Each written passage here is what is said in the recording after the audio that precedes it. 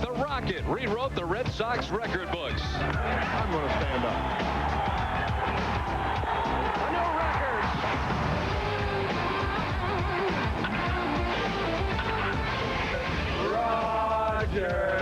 Roger. In a monumental move, Clemens became a Yankee. Won 2 titles and now needs just 2 wins for 300.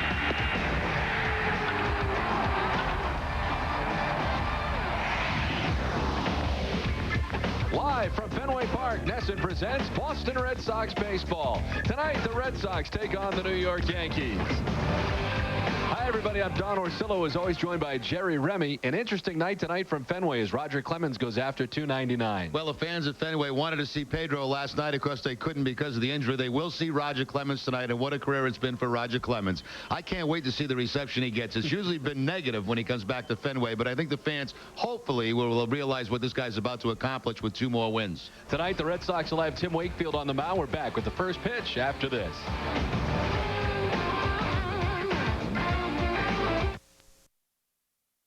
West Airlines. By your Boston area Lexus dealers, putting the world on notice again. And by Citizens Bank, not your typical bank.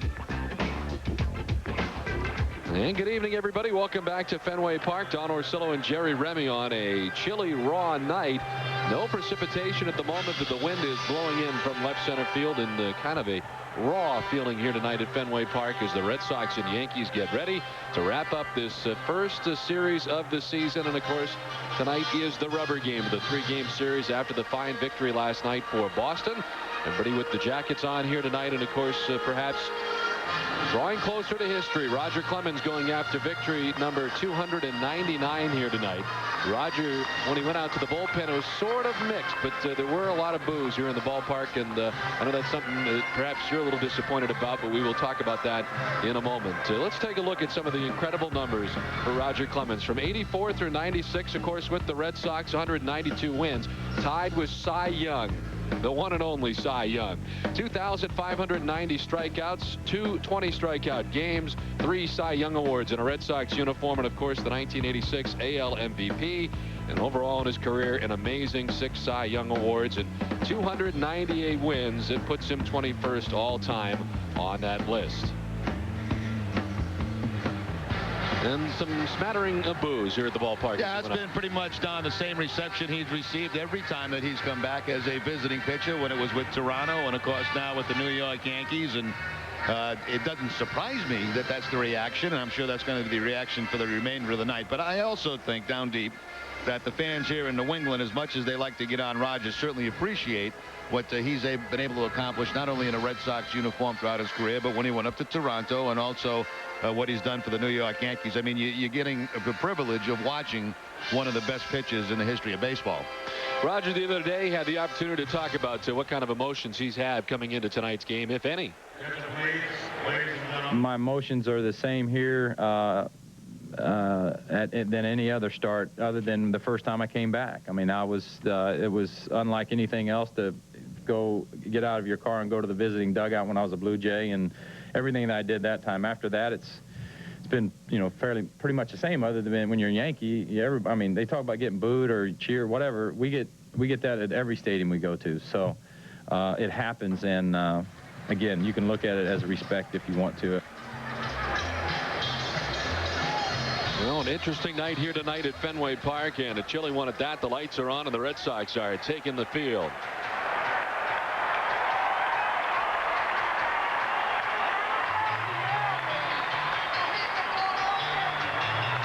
Let's take a look at the visiting New York Yankees starting lineup tonight.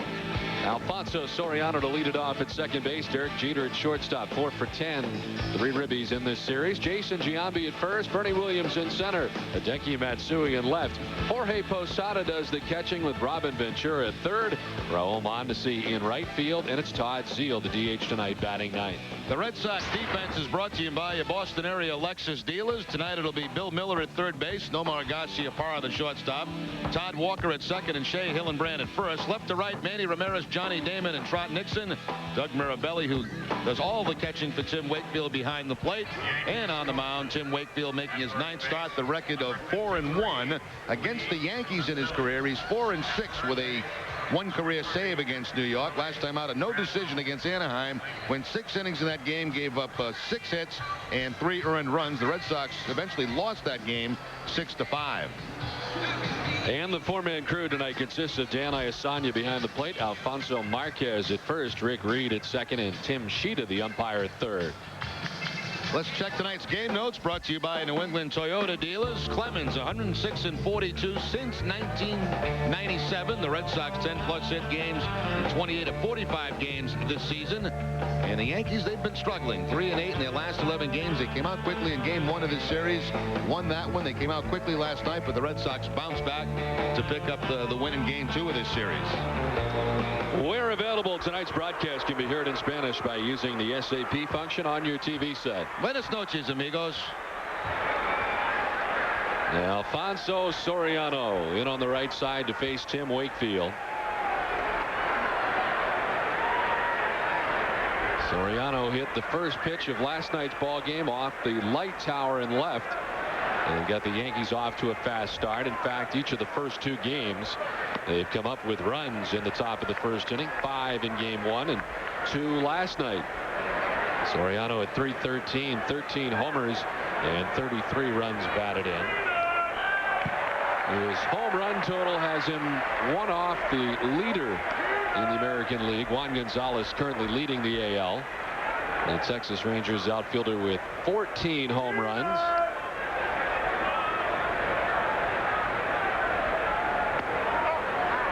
Two and one now to Soriano. Tim Wakefield's been battling a cold, and last couple days has felt a little weak. It'll be interesting to see how he works tonight and whether that'll have any impact on his outing. Well, even though the bullpen started a game last night, they're still in pretty good shape, because the only guy not available, Don, as you know, is Bruce Chen, who started the game last night. Popped up left side. Nomar Garcia-Parra equidistant between second and third for out number 1. Shortstop, number 2, Derek Jeter.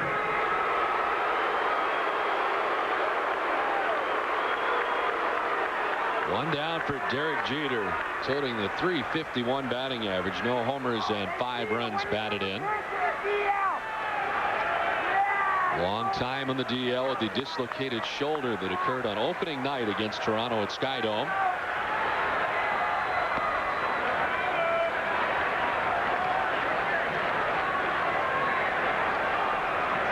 Jeter has 3 home runs in his career off Tim Wakefield, and a pretty good average.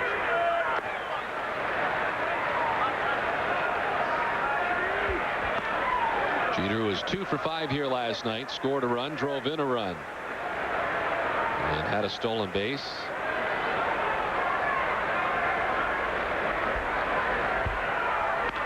On the ground, and to his left goes Bill Miller. Plants and throws, and plenty of time to get Jeter 2 down. One of the few times Wakefield will give in with the fastball. A 2-0 count. Instead of going the curveball, he goes the fastball and gets the ground ball out from Derek Jeter.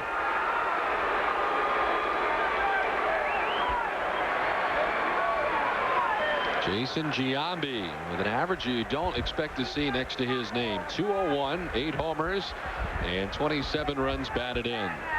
A slow start, and so far it has been an injured start to this season as he's battled a few ailments. Giambi with a bruised left middle finger when he was hit by a pitch at the end of April, then inflammation of his left eye. And breaking ball in there for a strike. 1-1.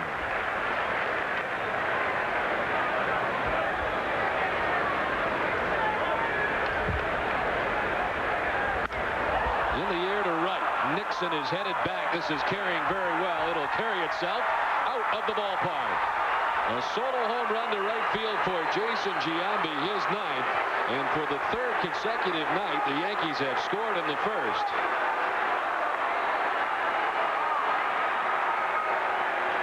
And it only seems fitting that a Yankee fan would get that souvenir out past the Yankee bullpen. This ball is actually crushed by Giambi.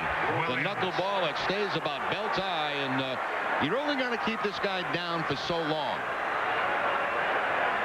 That ball about 10-15 rows up over the Yankee bullpen.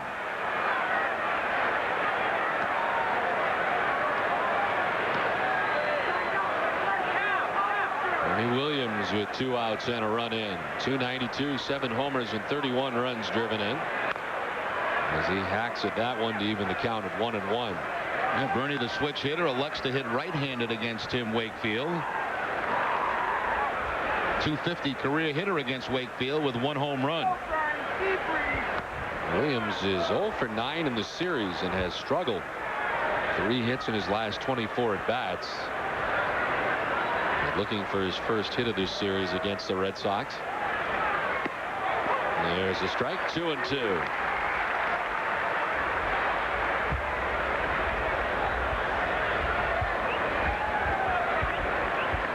For Wakefield, the 8th home run he's given up this season.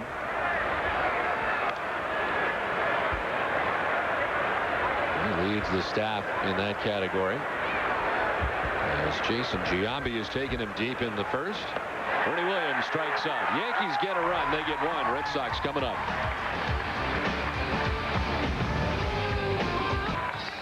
Back at Fenway, the Yankees get a run in the first. The Red Sox coming to the plate in the bottom of the first. Johnny Damon to the top of the order. Todd Walker bats second at second. Nomar is in short. Manny Ramirez in left. Kevin Millar the DH with Nixon in right field. Shea Hillenbrand at first. Bill Miller at third, and Doug Mirabelli does the catching. Johnny Damon ready to go, and so is Roger Clemens. His first pitch in there for a strike. Clemens at 5-2 on the season. The 2.91 ERA is 7th best in the American League. 60 strikeouts, is 3rd behind Messina and Pedro. Because it would take 9 innings to go through where he is on the all-time list with all his numbers. I guess the key one is he's 2 wins away from that magical 300. And of course, there was a chance that tonight would have been the 300th victory for Roger. Line to short. Jeter there to make the catch. Let's take a look at the Yankee defense, brought to you by Boston area Lexus dealers. Robin Ventura gets the start at third base. Derek Jeter the shortstop. Alfonso Soriano at second, and Jason Giambi at first. Matsui, Bernie Williams, and Mondesi in the outfield. Jorge Posada doing the catching. The Yankees 5th in the league. They've made 28 errors on the season. At 298, he is 21st overall in all-time victories. As of course tonight after 299. Since leaving the Red Sox, he has not lost a regular season game here at Fenway. He is 3-0 with a 3.02 ERA. But of course did lose that playoff game in 1999.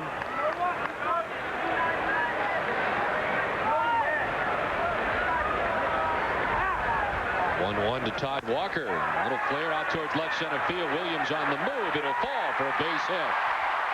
Walker aboard, the first base runner of the night for the Red Sox. Well, the outfield right now pretty damp. They've had a light mist or rain just about all afternoon here. And that ball, even though it was hit pretty high, was slicing away from Bernie Williams in center field.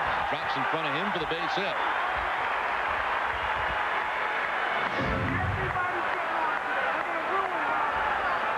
So Walker on, 1 out, 1 on. Here's Nomar riding the 21-game hitting streak into tonight's action. Under 300 on the year at 298. 8 homers and 29 runs batted in.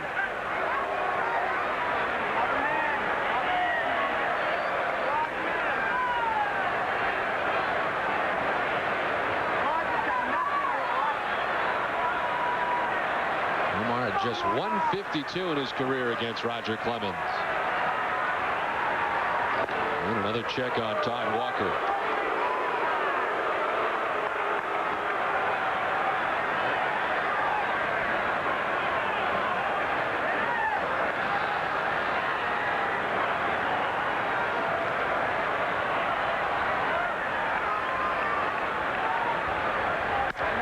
In the air to left center field. Struck pretty well. That ball is up. That ball is gone.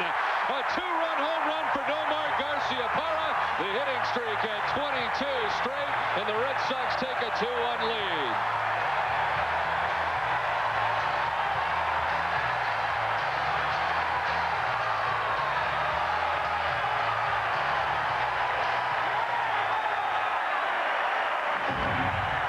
Garciaparra, who has had just about no success at all against Roger Clemens, jumps on that first fastball, a 92-mile-an-hour fastball to give the Red Sox a quick lead. His first career home run against Clemens.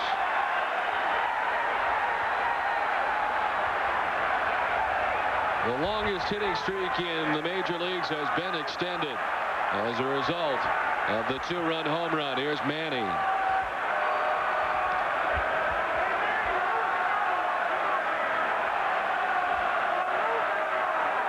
The Roger chant goes up at Fenway Park.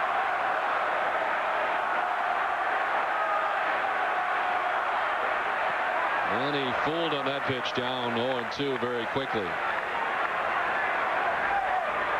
Now, the reason that Roger is not bidding for win number 300 tonight is that last time out against the Texas Rangers, it lasted only 5 innings, giving up 6 hits and 5 earned runs. And 10 strikeouts in that game. Remarkably, had 10 Ks. He did also walk 5 in that contest. So the combination of 5 walks and 6 hits led to 5 earned runs. But here, a 2-run home run for Nomar Garciaparra. And with one swing of the bat, the Red Sox are on top.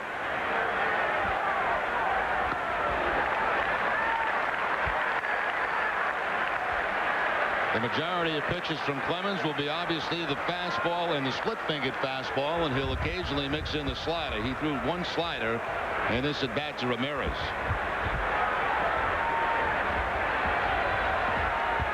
His numbers not terrific against Clemens either, just 175, and he strikes out this time. 2 down. That's the splitter there from Roger Clemens. Number 15, Kevin. Breaks down and into Ramirez.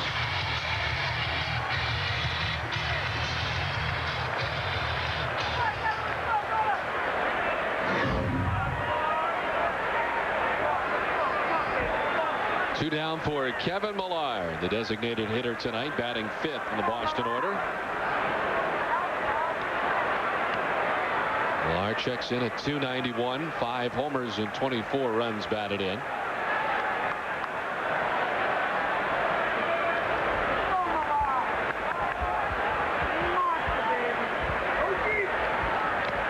Foul tipped into Posada's mitt, and it's 0-2. Millar has hit safely in 14 of his last 15 games.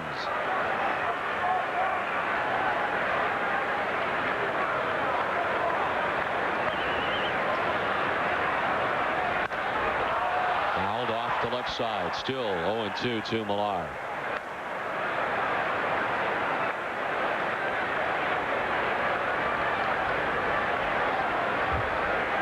Two down, nobody on for the Red Sox. And the 0-2. Missing down low to Millar that time. Roger Clemens coming in at 5-2. 2.91 earned run average, and now into double figures in terms of appearances this year. Tonight marks the 10th of the season.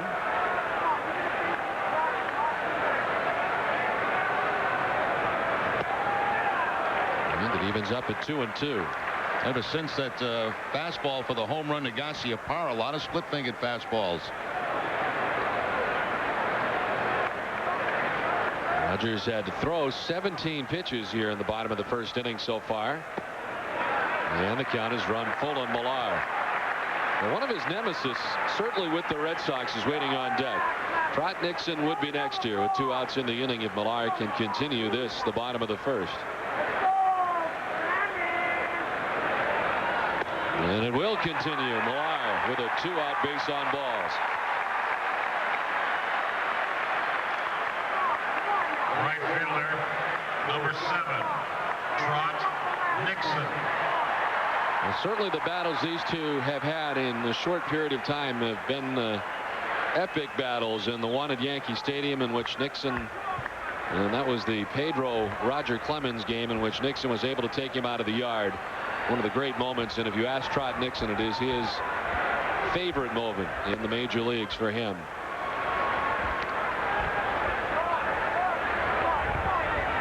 Nixon, a .375 hitter against Roger.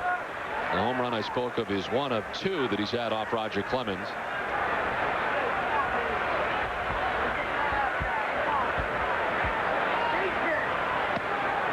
0-2 now. Quickly to Nixon. Well, the Red Sox have averaged 6 runs per game.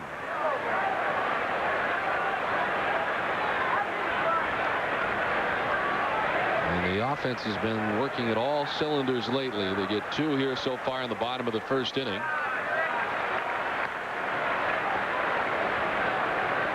Red Sox are second only to the Toronto Blue Jays in hitting. The Blue Jays hitting collectively at .292. Red Sox come in at .291. The Yankees are 5th, hitting at .276 as a club.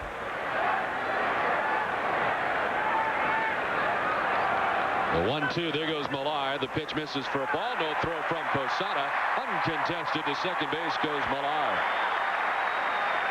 Well, Kevin Millar picks up his first steal of the season. Roger really not paying any attention to him at all at first base. Gets the great jump and gets the split-fingered fastball. Posada never did come out of the crouch. It's been a while for Millar. August 11th and '99, the last theft for him. Strike 3 to Nixon. Can't believe it, but he's on number 3. Red Sox get 2 and lead it 2-1.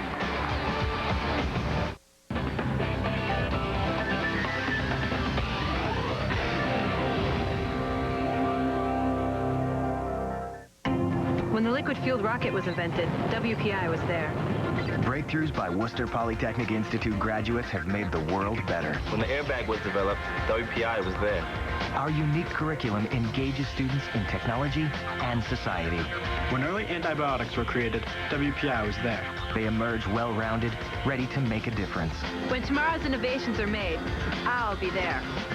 Worcester Polytechnic Institute, the University of Science and Technology and Life. Don Orsillo and Jerry Remy back at Fenway. Wakefield ready to go, and Hideki Matsui in there for the first time tonight. It is a 2-1 Boston lead, and it is our pleasure to welcome to the booth tonight from CBS Mike O'Malley from Nashua, New Hampshire. Yeah. A New Hampshire guy in the house. Me. Thanks for having me up here, guys. CBS in the yesteryear. Now, you may remember him, certainly sports fans, from ESPN as The Rick. Yeah, that's right, The Rick. That was pretty cool. You had to enjoy that. Well, you know, it's great playing a fanatical fan, if there is such a thing as a fanatical, but that's certainly me with the Red Sox.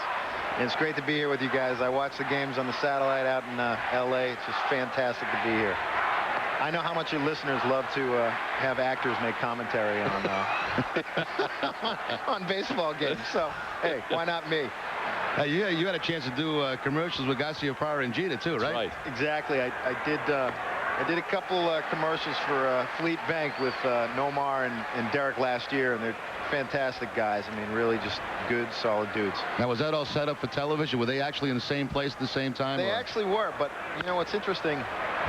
Matsui chops to second, and Walker will throw out Hideki Matsui for out number 1. What's interesting about those ads was I had to talk to the back of some stand-ins heads. They weren't there. So when the camera was on me, those guys weren't there, but I had to be there for their close-ups. The magic of television. Yeah. It's 1 down in the inning. Posada, the next hitter. Now, you are nicely sandwiched, as you pointed out, between the King of Queens and Everybody Loves Raymond. Everybody Loves Raymond. So it works out great. It's a good time slot for you. Well, yeah, I've tried on some other sitcoms that didn't go so well, and part of it was the time slot, so it just happened to be there. Although we're moving to 8 o'clock next year, we're going to have to try to lead off the night. So you actually had a show on NBC that was your name. Yeah, I mean, that's it lasted cool. 2 episodes. Thanks for bringing that up. I appreciate that. Yeah. I mean, I'm sure it was great. I know it was canceled, but I'm sure it was terrific. That's what my parents thought, certainly, and my wife. But, you know, actually, when that show got canceled, I came here in '99 to watch the game between, I think I paid $500 to scalp my ticket and watch Clemens get rocked. That was one of the most enjoyable things I've ever been a part of. Chopped is short. Nomar will throw out Posada. And there's 2 down in the inning. Of course, Raymond's getting all the bucks over at that station, right? He is. New contract. Yeah, he's getting like $1.8 million a year. I'm just hoping I get like I don't know, 1/50th of that. That'd be kind of nice. They spread a little of that around. Told you are a UNH grad as well. University of New Hampshire grad, and I was disappointed that UNH didn't win in the hockey finals this year. But you know, they got close. Lively Snively is no longer, I'm told. Yeah, well, they got a new field house up there. It's pretty nice. They should have built it. You know, all the people from New Hampshire love going to the hockey game. And it only fits 6,000 people. They could probably build it for 20 up there. I'm sorry. Oh, go ahead. I was just going to tell him about Robin Ventura. Yeah, why don't you tell him about the game? All right, Robin Ventura is in there with a count of 1-1, 2 down. Visiting with Mike O'Malley from CBS and Yes Dear. Now, do you go to some Dodger games out in L.A.? I got some tickets with some friends to some Dodger games. It's not quite the same passion, It is isn't. it? You know, not that many people show up, and they certainly don't get riled up. I think it's because you can get Caesar salads behind home plate. Sushi. That might have something to do with it, yeah. Well, they get there in the 3rd and they leave in the 7th. Yeah, not exactly. a lot of time to spend. No, there's not a lot of rally caps out there. Did you see the ESPN boys are here? Now, did you rub elbows with them when you were there? I haven't talked to them yet, but somebody told me that Bucky Dent's going to be hanging out in the green monster seats. I may have to go save him from getting thrown down onto the field. If I was Bucky, I wouldn't go up there. Well, they got him in a seat that's a lot farther away than where his home run landed. Strike 3. Michael O'Malley, thanks for stopping by. Guys, good luck. Thanks for having me. Thanks a lot. Back at Fenway, 2-1. The Red Sox on top of the Yankees. Clemens back on the mound, dealing with the bottom 3rd of the Red Sox order. Hildebrand wastes no time. 2 Hopper to Jeter, and he's quickly 1 down. Red Sox baseball on Nesson is brought to you by Bob Stores. We know our customers and the brands they live in. By Coors Light, cold, down, easy. And by Volvo, the official vehicle of the Red Sox. 1 down for Bill Miller, who bats 8th tonight for the Red Sox, getting the start at 3rd base.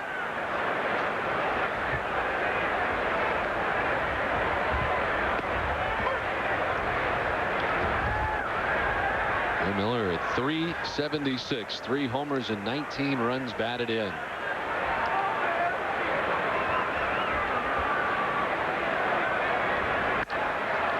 He goes right side with it to Soriano. Throws out Miller. 2 down.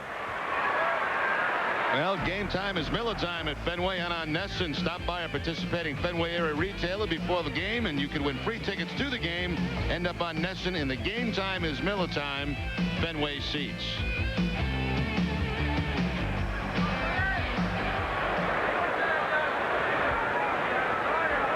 Well, Tim Wakefield on the mound tonight. Catching him is Doug Marabelli, and he has been catching Tim Wakefield all season. And he bats here 9th with 2 down in the bottom of the 2nd inning.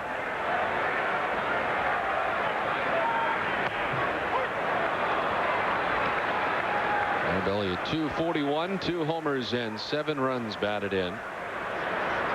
And over the last 14 games, he has been hitting at .317. It's really been after his 0 for 15 start. Doug has been hitting at a much better clip over the last 14 games, and that's included 2 home runs. This is line to left. It'll get over the head of Matsui. 1 hops the wall. Marabelli thinking about 2 and heading into second with a stand-up 2-out double.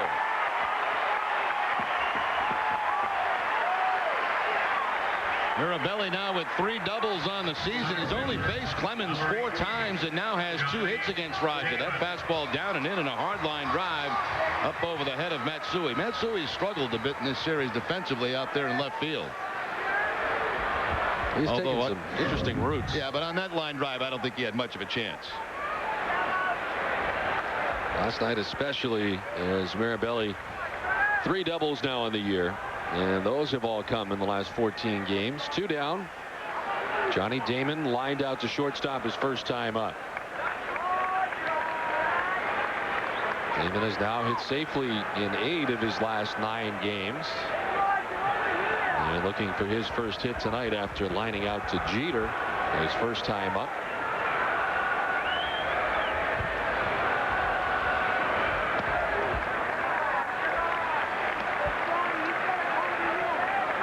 Roger is slated to go Monday in New York against the Red Sox again.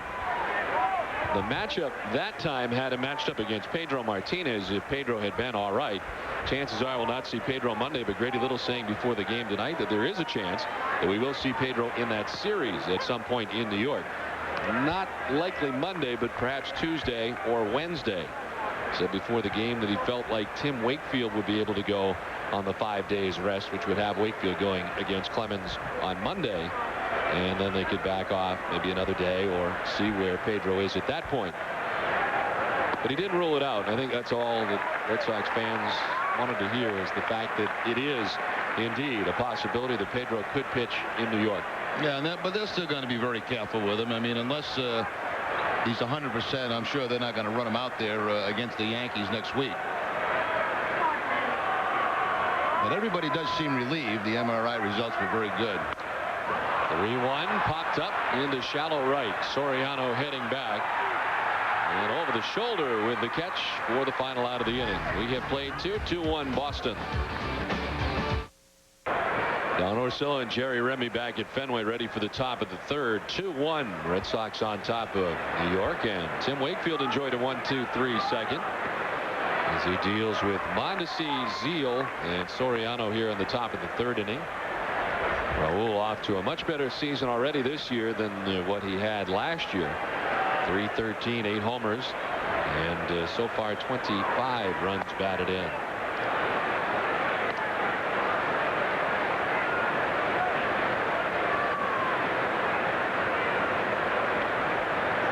Wakefield with 2 strikeouts through the first 2 innings. He has ended the first and second inning the same way. Struck out Bernie Williams to end the first. He struck out Robin Ventura to end the second inning. Almost hitting Mondesi that time. Tim is 4-1 with a 4.59 earned run average. His 11th appearance overall, 9th start.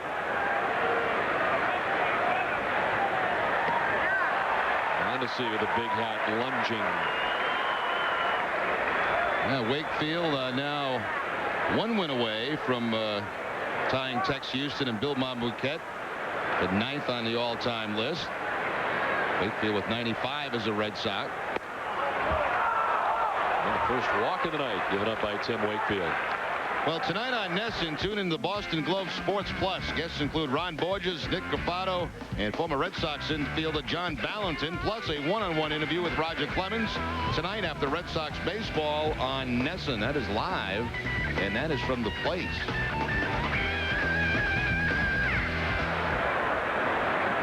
Mondesi at first. Todd Zeal stands in. We've seen Zeal at third base the last couple of nights, but Robin Ventura is back at third, and Zeal being used as the DH. The veteran hitting at .209 this season, 4 homers and 13 runs batted in.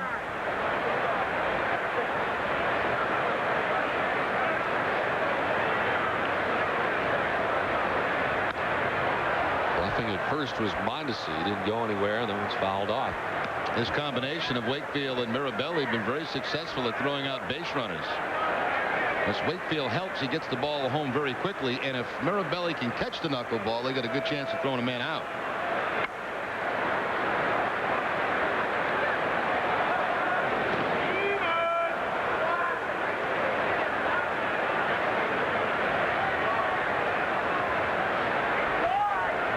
Apparently Mondesi doesn't like the traction out here.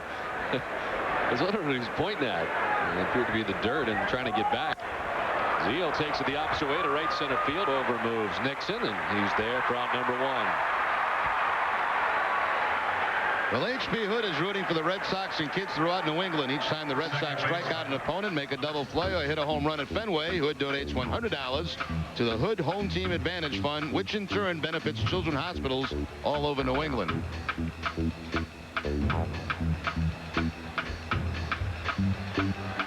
One down, Mondesi at first, and it's back up to the top of the Yankees order for Alfonso Soriano. Popped out to shortstop his first time. He's done well in his career against Tim Wakefield, including 2 home runs.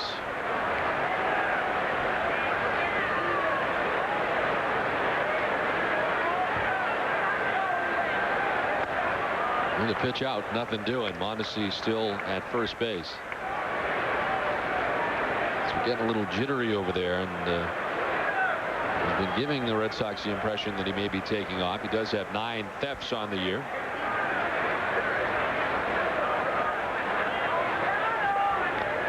It's away from Mirabelli. Back to the backstop. Mondesi will round second. And give it some thought, but will retreat to the bag at second base on the one that gets by Doug.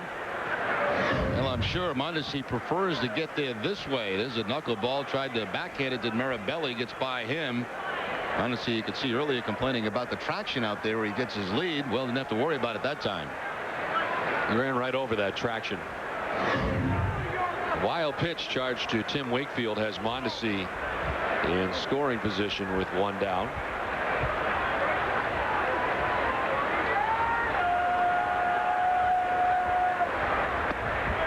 There's a strike. 2-1.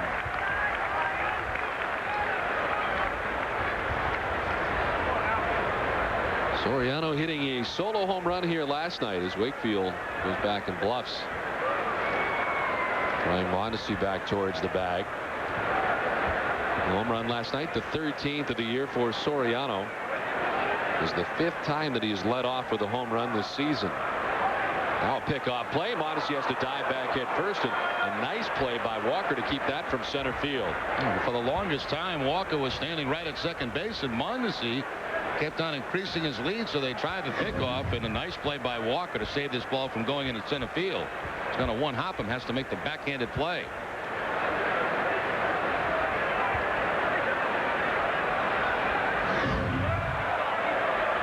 And the beach ball has come onto the field out in the triangle. Walker will take advantage of the moment to come in and talk to Wakefield. Yeah, a lot of times those pickoff plays at second base go without a sign. I mean, it's kind of a feeling you have between your second baseman and your pitcher or your shortstop.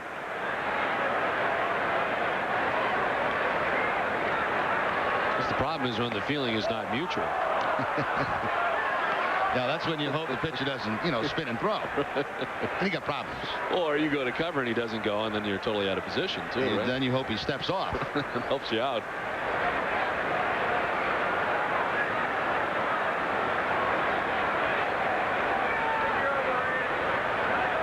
Mondesi's still doing a good bit of dancing at second base. He's grabbed the attention of Wakefield. And Soriano pops it up foul off the right side. Yeah, it looks like he's trying to time Wakefield, and Wakefield's done a good job of changing his tempo and not allowing him to get that running lead.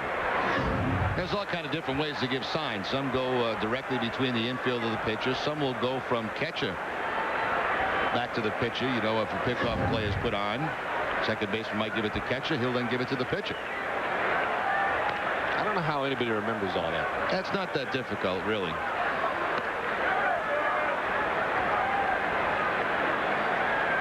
It's like giving signs at third base when you get him as a hitter. I mean, if you know the situation, then you pretty much got that play in mind. So you look for that sign. If it's a hit and run situation, you look for the hit and run.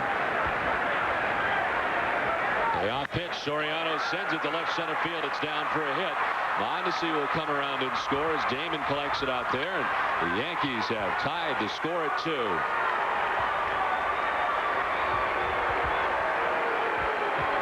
Well, Soriano just continues to impress. Number 2. Knuckleball, line drive to center field. Soriano picks up his 34th RBI of the season. And because of the wild pitch, Mondesi in scoring position, he scores easily to tie the game. Well, he has been very successful, certainly on the road, with 27 ribbies. That is 34 now in the season for Soriano. Runner at first, 1 down. Jeter standing in there. He will check on Soriano first. Always the chance that he'll be taking off. And he's got 10 steals. He's been caught twice. And 41 thefts last year. Led the American League in stolen bases a season ago.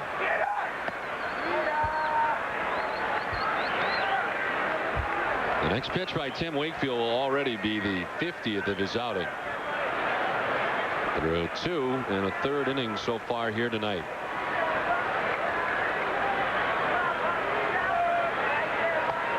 And he floats it up and away. 2-0.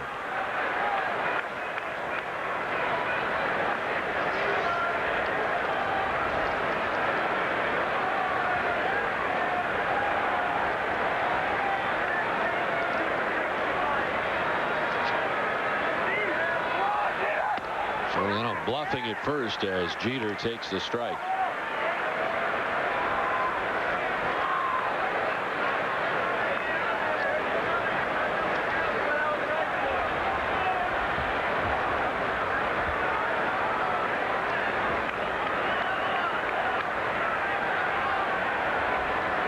Ninth season in a Red Sox uniform for Tim Wakefield. And of course, a teammate of Roger Clemens as they go head-to-head here tonight at Fenway Park.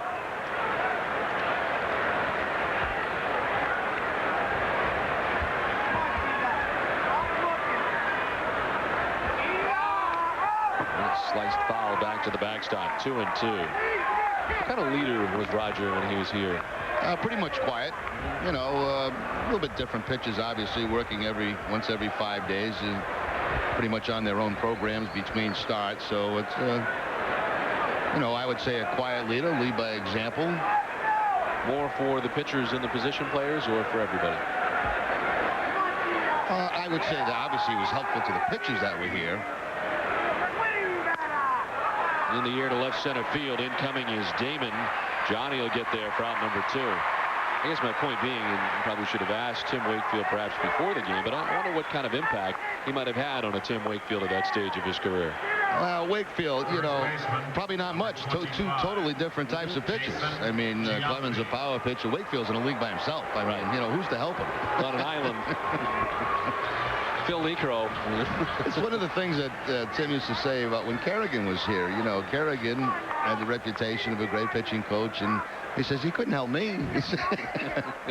And, you know, it's very difficult. That's why a lot of times you see him go with the Necros and try to get some special attention. 2 down. Jason Giambi hit a home run his first time up. It was his 9th of the year. I think, if anything, watching the way Roger goes about his business, you know, if you're a young player coming to the big leagues and you watch this guy, what he does between starts and how he has kept himself to be able to pitch this long at the big league level, that's enough. And he got a lot of that stuff from his idol, Nolan Ryan.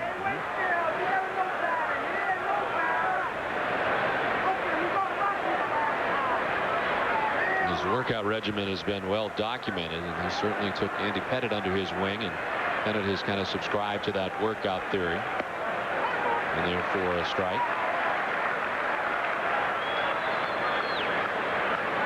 And you have to believe that Roger grabbed a great deal of motivation from the end of his Red Sox career, certainly what he did in Toronto and then what he did here in New York.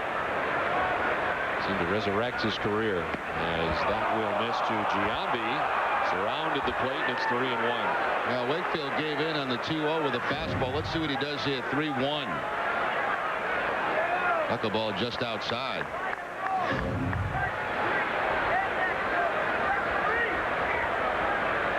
First lead. Giambi takes a strike. Throw it down is not going to be in time. Stolen base for Alfonso Soriano. He's in scoring position with 2 down. Well, that time he did stay with the knuckleball, and of course much more difficult for Mirabelli to throw a runner out at second base. There's the knuckler on the 3-1 count. Certainly a strike, but Soriano had a pretty good jump over there at first base.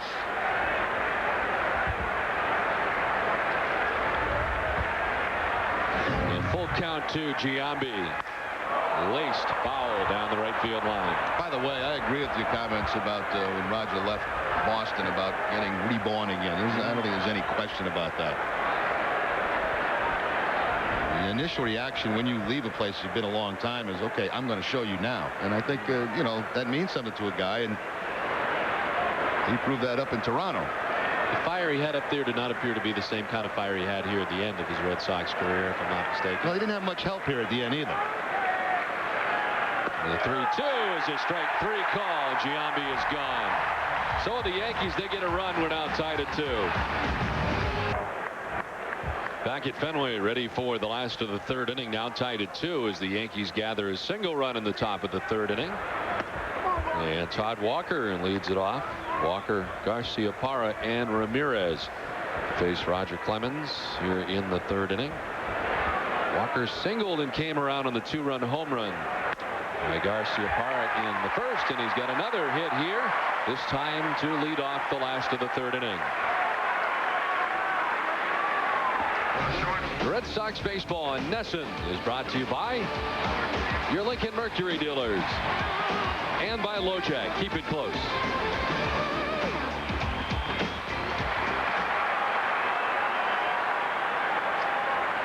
So Todd Walker has 2 hits tonight as aboard to begin things here in the bottom of the third. As a result of the 2-run home run by Nomar, the 22-game hitting streak now, during which he has hit .363. Nomar now with 9 home runs this season. 6 of the 9 have tied the score or given the Red Sox the lead. So they have been timely home runs. I suppose, though, that a home run is always timely. Well, depends on the score. I mean, you know, it's a 15-0 game. It's not really much timing about that. Well, it's always good, is what I should say. It may not always be timely, but home runs are good things. And Nomar has 9 of them now this season. Waves at this pitch and is down 0-2. After taking Roger deep with the first pitch fastball last time, it's back-to-back splitters to start off Garcia-Parra in this at-bat. You know, we're near royalty tonight. I mean, this is unbelievable. We have Kurt Gowdy to our left. I thought you were talking about Troop and Joe. Oh, well, them too. But see, Kurt doing the game as a legend with the Boomer. And, of course, Joe Morgan, Hall of Famer Joe Morgan. Gowdy here from 51 through 65 as this number is foul. So that would mean that he was here, of course, for Ted Williams. We all know that, but also the beginning of Carl Yastrzemski's career. Yep. Hi, neighbor, have a Gansett. You wouldn't remember that. You're too young. No. What is that? That was one of their promos that they did when Kurt was doing radio. And looks terrific. We saw him, of course, throw over to first. Soriano back in time. We saw him here for the Ted Williams event. We're at Fenway Park. In the celebration of Ted Williams' life at Fenway last season. And he was on the field, recreating, of course, Ted's last at bat. And the 0-2 is popped up. Osada there to make the catch.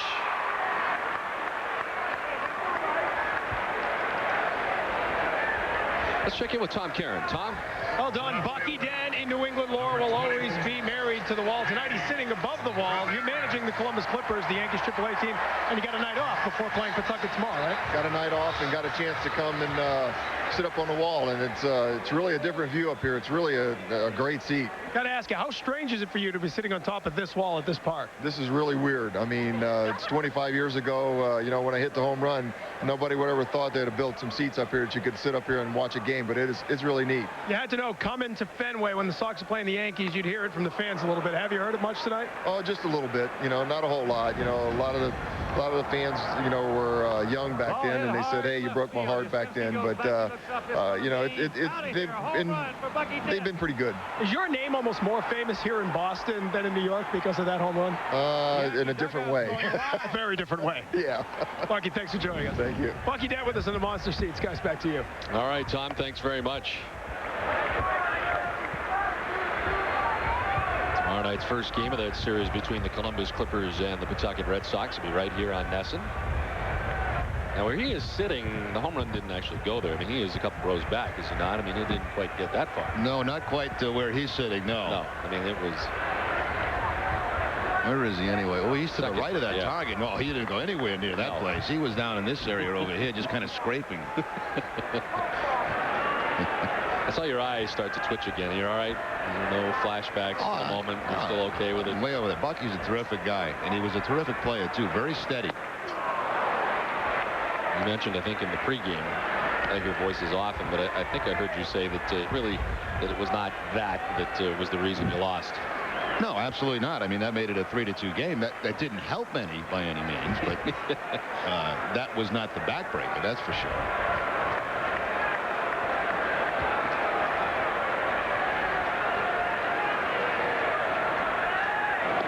over, and back in time is Todd Walker.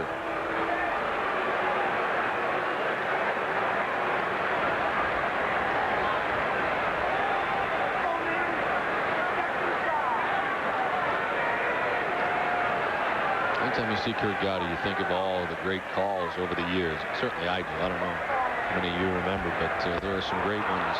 As Ramirez down by way of the Cape. Third strikeout tonight for Roger. 2 down.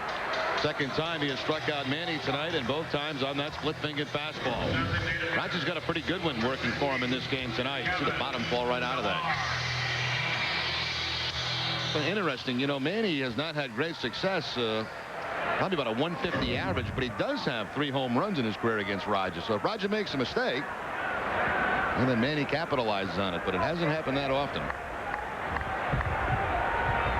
Kevin Millar batting with 2 down, and he will pop this up foul above us.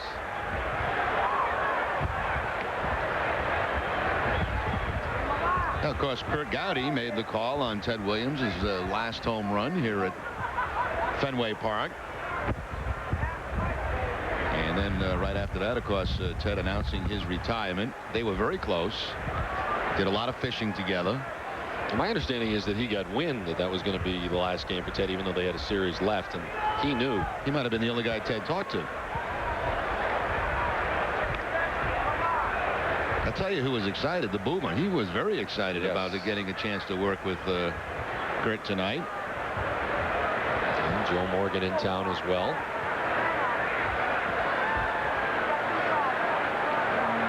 ESPN using a series of legends around the country this year, part of their Wednesday night baseball packages.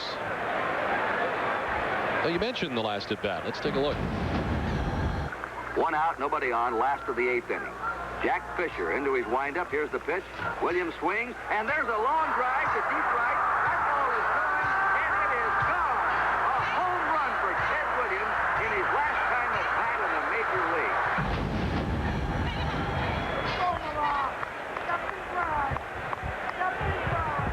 The Cowboy. He did a movie recently, Summer Catch, movie about the Cape League that he was in and did a terrific job in. And 2-1, swung on and missed, and it's 2-2. I think I saw that. Was that Freddie Prinze Jr.? Yeah, he had the girlfriend and all that stuff. I thought it was a great movie right till the end, and then they just kind of lose it. It becomes a little unrealistic, but it was really good. I mean, I've never been to a Cape League game, embarrassingly enough. I would love to go. I saw that movie like you got to go way at the end of the dial, like on your cable. It comes on one of those stations. Fouled off the right side, 2-2. There was a line there that I'm not going to use, but 2-2. You know, I enjoyed the Great Outdoors show too. That was when I was growing up. That was great. The fishing shows. They also said that Ted was the best angler.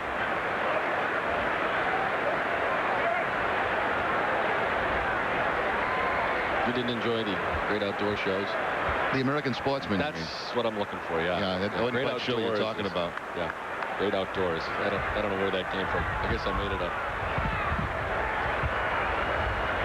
up. 2-2 to Millar with Todd Walker at first. And Millar stays alive.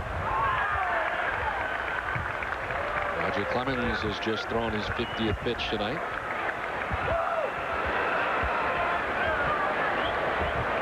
In typical Roger fashion, very deliberate. Goes at his own pace on the mound.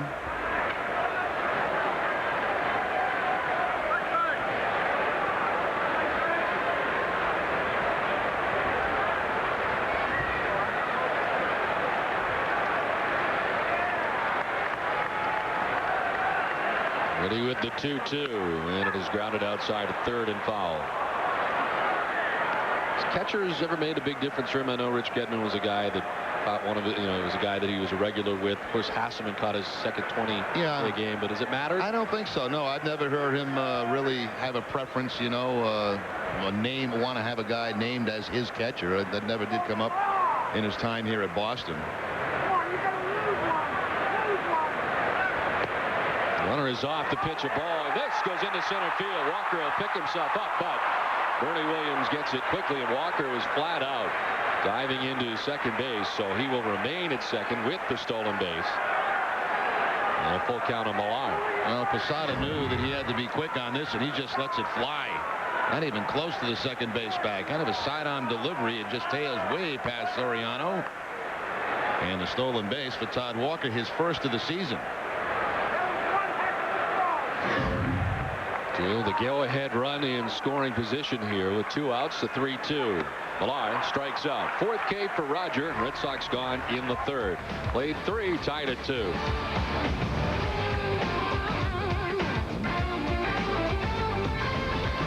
Red Sox baseball on Nesson is brought to you by Dunkin' Donuts. By Jeep, only in a Jeep. And by Samuel Adams Boston Lager, always a good decision.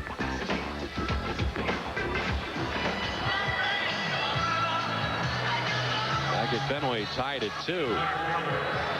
As Tim Wakefield returns to the mound on what was kind of a chilly, raw night here to begin the night. And, well, still on the chilly side, but at least the precipitation is not with us any longer. As it rained here pretty good. Neither team able to take BP on the field today prior to the game.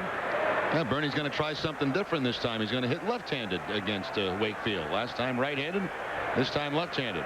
He struck out the first time from the right side.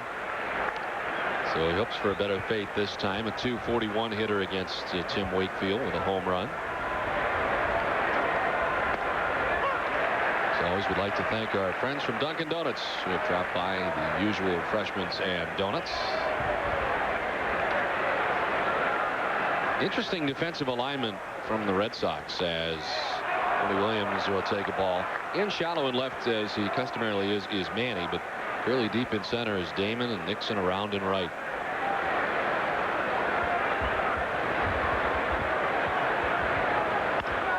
To center, and Damon has it positioned perfectly. Coming on, makes the catch, below the cap high. Time now for the Affleck trivia question. And the question tonight, what 2 pitchers won their 300th career game with the Red Sox? I have the answer for you in the next half inning.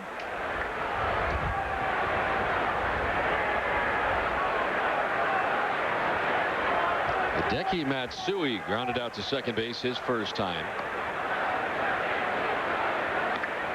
It's kind of neat. I noticed that a lot of the Japanese press that is here and the camera people, especially the photographers, the only time they care is when he comes up, and I guess you understand why, but he comes up and they are taking all kinds of pictures. As soon as he goes back to the dugout and it's no longer a factor, they don't even really watch the game. They have this, we have this press room located on our level, and it's loaded with like all kind of monitors, TV monitors. I guess that's the stuff that's going back to Japan.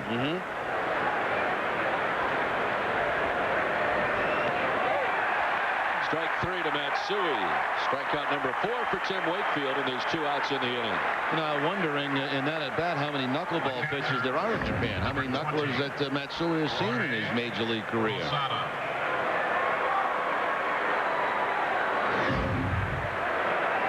Yeah, they don't miss anything. I mean, they start as soon as the Yankees come out to stretch prior to a game. They're all over them, taking pictures and film and everything else, and it never lets up the whole night. Like a reality show, you know. It's like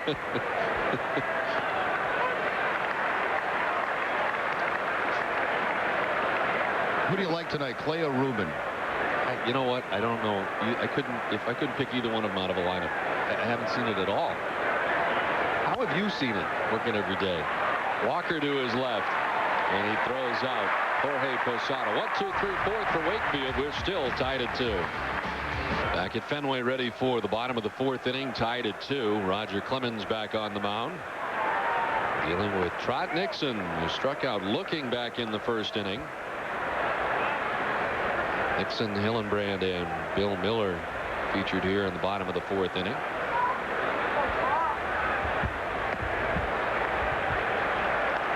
I think the thing that I've always enjoyed about Roger is the intensity that he brings to the game, and a little bit of old school. Well, he's like a middle linebacker in football pitching a baseball game. Off the glove of a diving Giambi. heads out to right, and Nixon aboard to begin the inning. Let's take a look at the summary so far tonight. Nomar's 2-run home run back in the first inning, his 9th of the year. Jason Giambi with a home run of his own, his 9th. Soriano with an RBI single that tied the game, and we're tied at 2. Wakefield 4 innings, 2 runs. He has struck out 4. Roger over 3, giving up 2 runs, and he too with 4 strikeouts. Shea Hillenbrand grounded out to shortstop his first time up.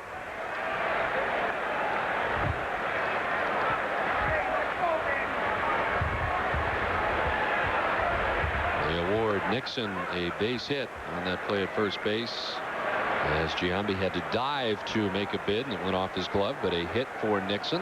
The Red Sox with 5 hits tonight.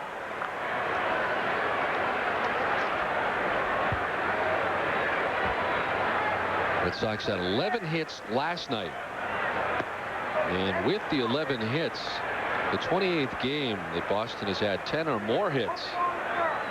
Red Sox have been racking up the hits, and over the last 20 games, Boston has hit at .313 as a club. And last night's work was off Jeff Weaver.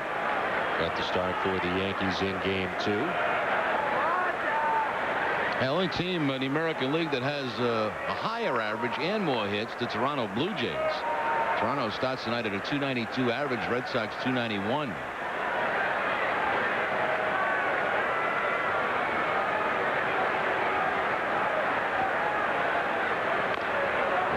Fouls it off. 1-2 now to Shea. And we'll see Toronto again on the next road trip. New York. It's a doozy. I was looking at that today. Yeah, where do we go? New York, Toronto, Pittsburgh, Milwaukee. Yeah. As interleague play will begin smack dab in the middle of this next road trip. I think it is 14 days and 12 games. A couple off days on the road.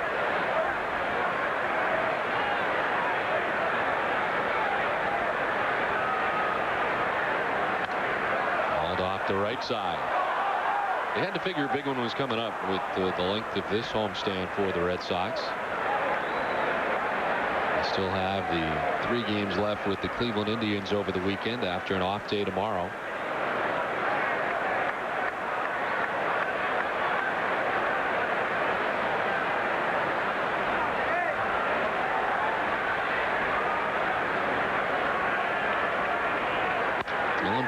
Chops it to third, to his left, Ventura to second for 1 on the first. Nicely done. Around the horn on a crisply hit ball to third, and there's 2 down. Well, Robin Ventura has Gold Gloves on his mantle. Makes a nice play here on Shea Hillenbrand. The split-fingered fastball pounded into the ground by Hillenbrand. Soriano come charging across that bag on the run. There's no way you can take him out on that kind of a turn. He's throwing that ball almost from shortstop. 6 times. Wow. I knew he had some Gold Gloves, but I didn't realize he had 6. Certainly known for his defense and the number of grand slams that he has compiled in his career. He has 16 career grand slams, the most of any active player. He's tied with Babe Ruth, Hank Aaron, and Dave Kingman for 6th place on the all-time list. That's amazing. 16 career grand slams for Ventura. 6 Gold Gloves. There's a strike to Bill Miller.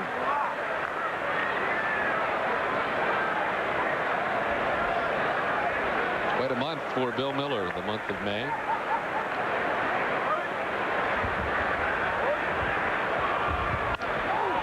Soft liner, Jeter out, and it's up over his head and into left. A 2-out single for Bill Miller. And the answer to tonight's Aflac trivia question: what 2 pitchers won their 300th career game with the Red Sox? Cy Young had a feeling he was one of them. Lefty Grove the other. 1941.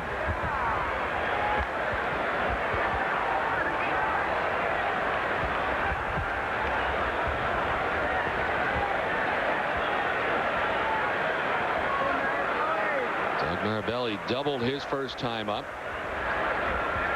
And a .350 over the last 7 games for Doug.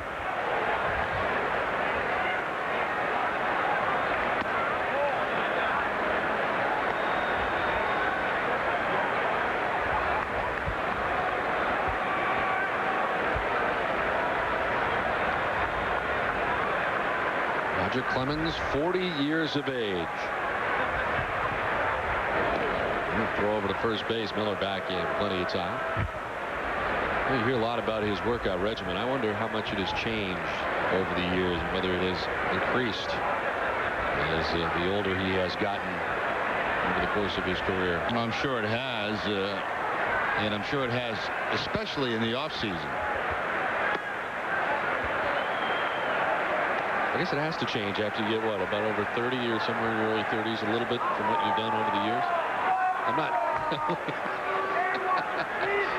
I'm not asking you because you're an older guy. I'm wondering. I didn't make a comment. No, but it was the face of me. I can't see the face. I got a face. No, obviously, the older guys get, I mean, the harder they have to work. And players today are playing much longer than they did in the past. Now, you know, a lot of these guys now have personal trainers. I mean, they'll take care of them in the off season, put them on diets, work their workout routine, and you know, obviously they're more motivated in some ways because they have a lot of things to look forward to, you know, big paychecks and long careers.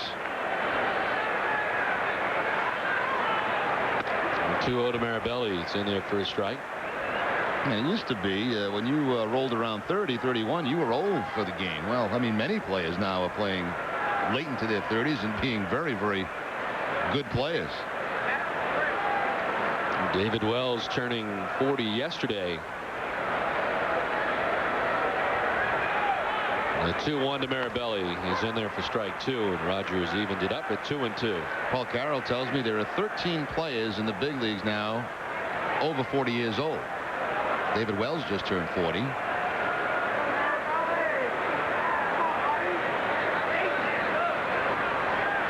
By the time your announcing career is over, you may see 50-year-old guys playing. Wouldn't that be something? That'd be nice if I'm still around. 2-2. There's no way you can make a comeback with those knees, right? You're done. I was done a long time ago, even with healthy knees.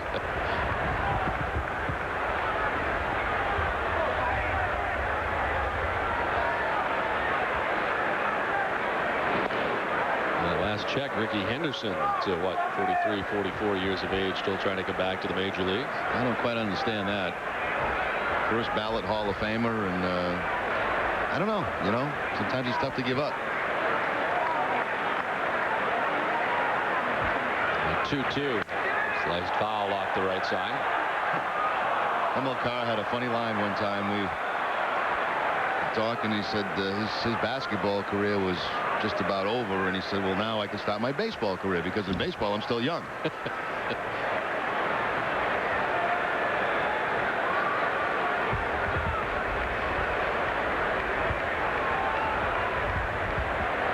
Bill Miller at first, 2 down here in the bottom of the 4th inning, tied at 2. Clemens ready to work with the 2-2.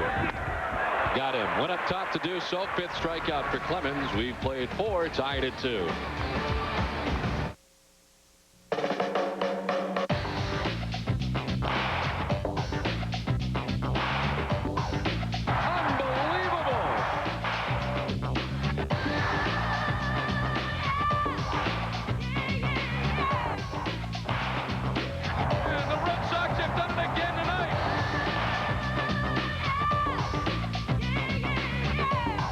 Sunday, Sox Indians coverage at 1:30 on Nesson. Don Orsillo, Nesson Red Sox play-by-play. Jerry Remy, Nesson Red Sox color commentary. New England's Red Sox broadcast team on Nesson. We've got your Sox covered. If you don't move it, you're gonna lose it. The best values in America from Dodge. It's your big chance to get great savings on Dodge Caravan, the best-selling minivan ever. From now until June 2nd, you can grab cash allowances of up to $3,500 or 0% financing for 60 months. Plus, get Dodge's fully transferable 770 powertrain limited warranty. Products, protection, deals. They're the best values in America. So get up and get going. See your Dodge dealer by June 2nd. live and in your living room. Led Zeppelin. For the very first time, experience their greatest live performances through 2 exclusive new offers. How the West Was Won, a live 3-CD set that captures Led Zeppelin in their prime. Plus, the Led Zeppelin 2 DVD set, featuring never-before-seen performances. The DVDs are packed with 5.5 hours of footage and performances you can't find anywhere else. Go to California with an aching in my heart. The 3-CD set, How the West Was Won, finds the band at the height of their astonishing power. Get the Led Zeppelin 2 DVD set and the 3-CD How the West Was Won now. You'll also get a bonus Led Zeppelin poster free with your paid order. To order, call the number on your screen or log on to MusicSpace.com. Back at Fenway, tied at 2, ready for the top of the 5th inning. Tim Wakefield has retired 5 Yankees in a row and enjoyed a 1, 2, 3, 4th inning. Robin Ventura, Raul Mondesi, and Todd Zeile featured here in the bottom of the 5th. Rather, the top of the 5th. This is slowly rolled towards Hillenbrand at first. He'll take it alone for the inning's first out.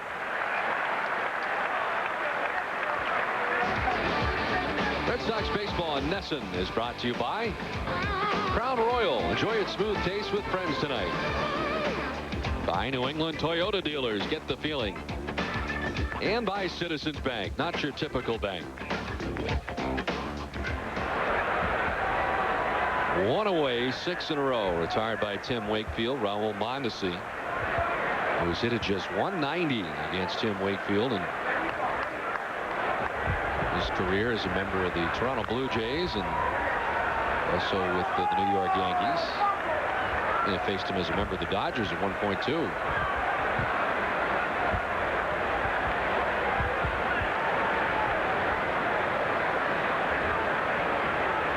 Mondesi walked in the 3rd inning.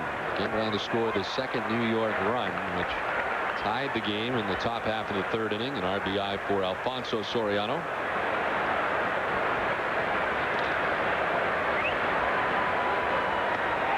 Big swing from Mondesi, and he strikes out. 5th K for Tim Wakefield. Well, get the Globe's award-winning sports coverage every day. Call 1-800-984-5335 for 50% off home delivery. The Boston Globe, your world unfolding daily.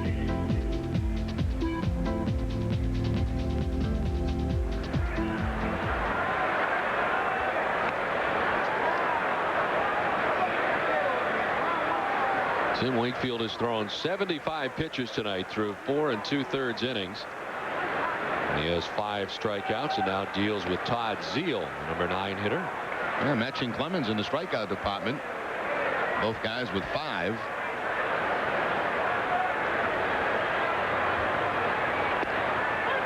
Zeile had a great night here last night, 3 for 4. He's 0 for 1 tonight as he flies to right field his first time up. Pop up left side. Nomar drifting to the short lawn in left. And that's the inning. 1, 2, 3 inning for Tim Wakefield. We're still tied at 2.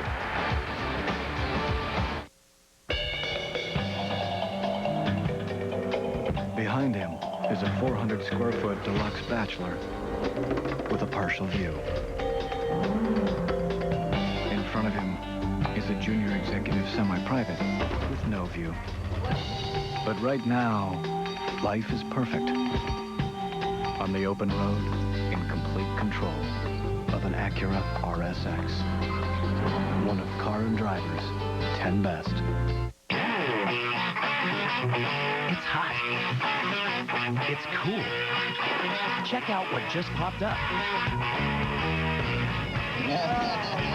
Introducing the Grill to Go Fire and Ice by Thermos, the world's first gas grill and cooler combination, with a quick step pedal and wheels to take the party anywhere. The kitchen on wheels, I feel. It's the best thing to happen to the whole concept of cooking out. From now on, it's the only grill you'll ever need, at home or away. Inside, you'll find 310 inches of grill surface. That's more than many full-size grills. T-bone steaks, ribeye steaks, pork loin steaks. And the big insulated cooler holds all the food and drinks you need for a great time. Tough enough to stand up to everyday grilling at home. Versatile enough to go with you everywhere you want to grill. Loved it. Loved it. The Grill to Go Fire and Ice by Thermos. It's the only grill you'll ever need. Get yours to go. Call the number on your screen or visit www.grilltogo.com for a store near you. Stay tuned after every Red Sox game on Nesson for extra highlights, extra interviews, and extra analysis on WB Mason's Extra Innings. After the last inning, the action's just beginning. Drinks before lunch? Water's fine for me. Water for me too, but with lemon, please. I'll have a Sam Adams, please. Make that 2 Sam Adams. Oh, I'll have a Sam also. Me 4. Nice. Never miss an opportunity to enjoy a tasty Samuel Adams lager, especially when it's on someone else's tab.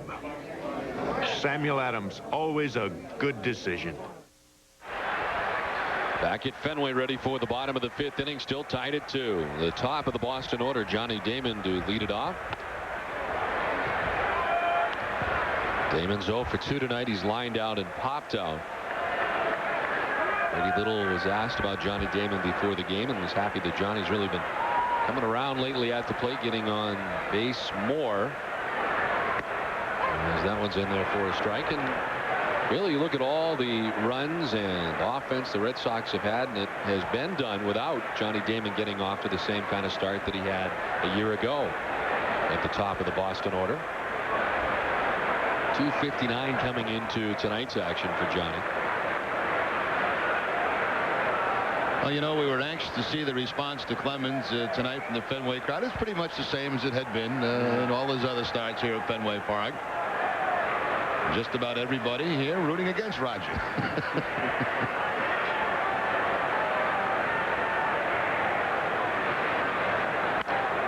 To right field, Mondesi coming on in. He has it sized up. 1 away. Time out for the Heineken What's on Tap, the 3-game series with the Indians, the finale of the homestand. The first game on UPN 38 in Boston, outside of Boston on Nesson. Fox National here Saturday for Game 2, and we're back with you on Sunday. 1:30 our coverage begins. The Cleveland Indians in town for the first time this season. Former Red Sox catcher Eric Wedge, the manager. Pitching for his 105th career loss. One way to look at it. Into center field, Todd Walker has his 3rd hit of the night off Roger Clemens. 3 for 3. All the hits have been to center field for Walker. It's been a while since Walker has faced Clemens. Of course, Walker going over to the National League, a 308 average coming in, and as Don mentioned, picks up his 3rd hit. Then appeared to be another curveball from Clemens. I think that's about 3 of them he's thrown in this game tonight. That's a pitch that early in his career he threw quite a bit, and then got away from it. Basically went to the slider.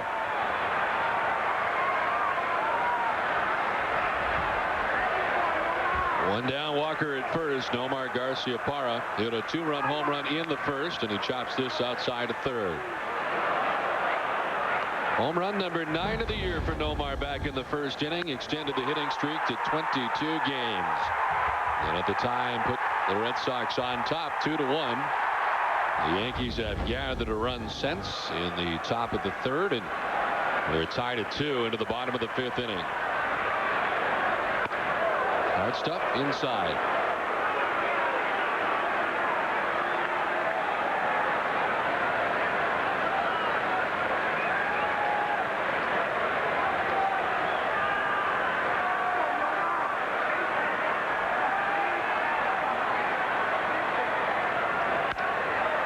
Popped up into shallow center. Soriano heading out. Bernie Williams heading in. Bernie falls down, but it's okay because Soriano's got the catch. As Bernie Williams coming in just lost his footing, but Soriano there and under to make the catch. Yeah, plus tonight that breeze, since the rain has stopped, is kind of not blowing directly in. And anything hit that high is going to get a push a little bit back toward the infield. Soriano had fairly easy play on it, and Bernie, he's got to sharpen those edges a little bit.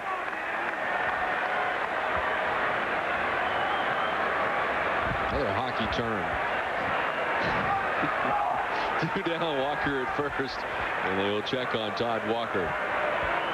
And Walker's got 1 steal on the night back in the 3rd inning.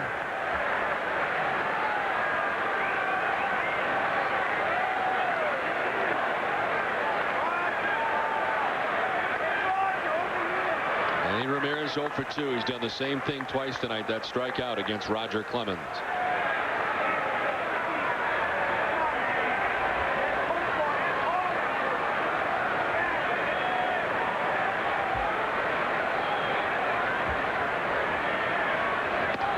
An interesting email today down on my website mentioning last night's episode between Weaver and Ramirez, and this fan reminded me, and I can't verify this, but Weaver hit Ramirez in the head when he was with Cleveland.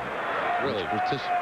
Had a bench clearing brawl after that, and of course Manny Laxey had a couple of home runs. Now I don't know if that's true, but that's some information I got today. Certainly explain his reaction to what took place last night. Yeah, because it did seem kind of bizarre. You know, I mean, it was just a fastball that was running inside, but Manny took exception. And that would kind of make sense to get that kind of reaction if that did happen in the past.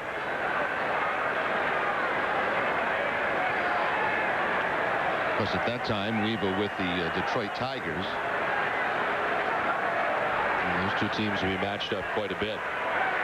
The 1-0, and he sends it foul off the right side, 1-1. And I think the emailer was from the Cleveland area, so the fact sounded good. I can't, like I said, I can't back it up, but that would pretty much explain his reaction last night, because it didn't make any sense at the time.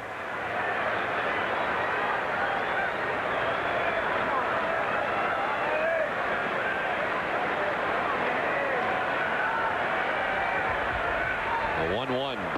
We'll miss. 2-1 now to Manny. Roger Clemens, a 13-game winner last year. He finished up at 13-6 for the Yankees in 29 starts. The earned run average was 4.35. Last time he won 20 games was 2001 with the Yankees. 20-3 with a 3.51 ERA in 2001. Prior to that, in terms of 20-win seasons, you got to go back to Toronto, where in each of the 2 years that Roger was in Toronto, he was a 20-game winner. 21-7 the first year in '97, 20-6 year 2 with the Blue Jays. Ramirez sends it in the air to center. Bernie Williams underneath it. There to make the catch for out number 3. We played 5 from Fenway, all tied at 2.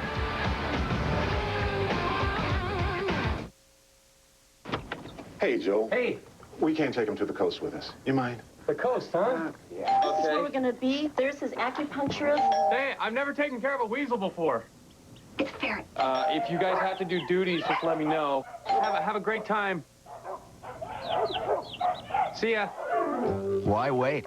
Fly Southwest Airlines with everyday fun fares as low as $49 each way. So get packing. Hey. You are now free to move about the country. Our employees are the largest asset at Kelly's. And if you really want to take care of your people, health care is #1. And that's really where Blue Cross Blue Shield comes in. With this card, HP Hood is an employer of choice. If you look at what it saves you in terms of turnover rates and people and what attracts you, it saves you a fortune. Dollar for dollar, this is the best value there is. It actually is saving us some money, and our people are getting the best benefits. Blue Cross Blue Shield. Blue Cross Blue Shield. Blue Cross Blue Shield. This is my ticket to medical care. You think about what people want in a sports sedan. An available turbocharged engine. A sport-tuned suspension. But you also think about what people need in a sports sedan. Like ABS with electronic brake distribution. You think about that, then you build. The Volvo S60. Performance when you want it. A Volvo when you need it. Rotman's is doubling in size by moving the entire warehouse. But we'd rather sell it than move it. With up to 75% off top brand furniture and carpet in stock. Rotman's warehouse moving sale is fantastic.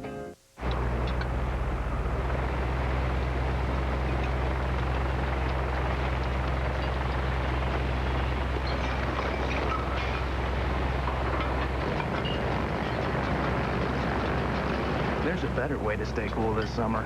The same dependable people you rely on for all your heating needs also install, replace, and service central home air conditioning.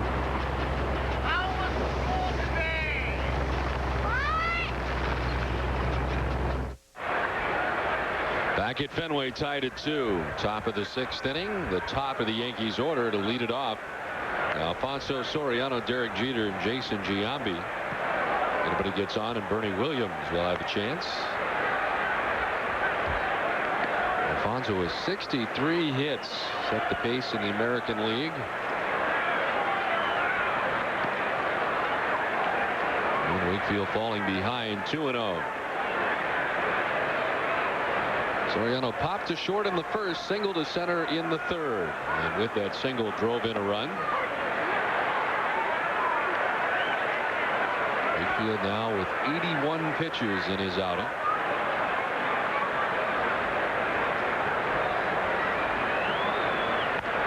Popped up round second base, and Todd Walker calling. One down. Well, stay tuned after the game for W.B. Mason's Extra Innings, New England's Red Sox post-game show with extra highlights, extra interviews, and extra analysis, hosted by Bob Rogers and a new lineup of studio analysts. After the last inning, the action's just beginning.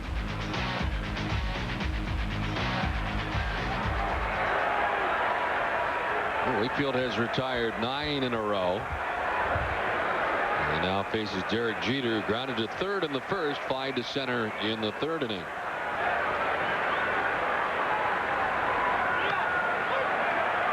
Apparently went, the indication by Dan Iasanya.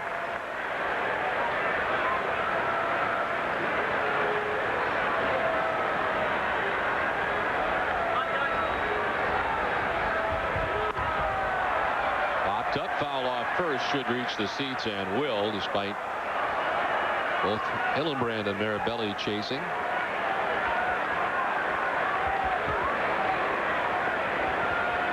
Derek Jeter is still just 28 years of age.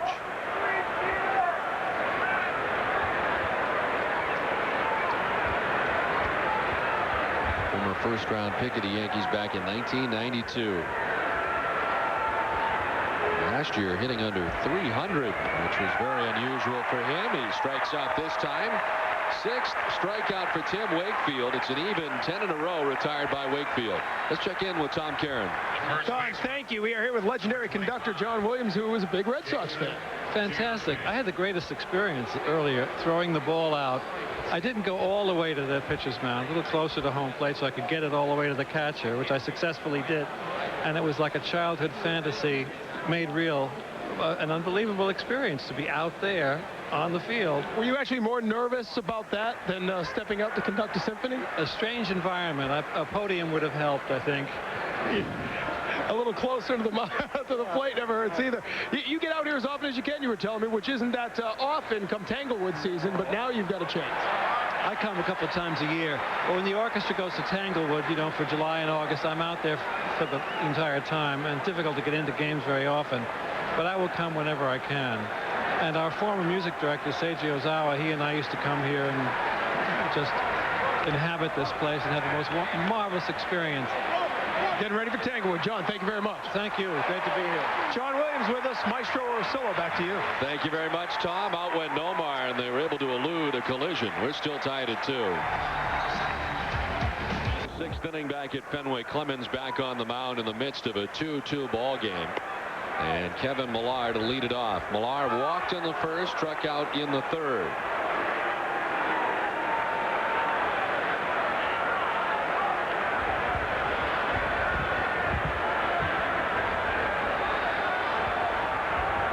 The 85th pitch of the night for Roger Clemens. 85 pitches and 56 strikes tonight for Clemens. He'll face Millar, Nixon, and Hillenbrand here in the 6th inning. Chopped outside of third. Hey, that Tom Caron, you know, he's down there talking to John Williams, and just over his right shoulder is the Speaker of the House, Tom Finneran. I mean, hey, there's Tom at the ball game tonight. I mean, you know, Tom, he just, all the celebrities. He only hangs out with famous people, first of all, and that's part of the reason that we really don't hang out with him much more anymore. At least I don't. I saw Joseph Abboud here. Really? That lower for a shot that gets the right-handed hitter. Aboud's like right behind there. Yeah.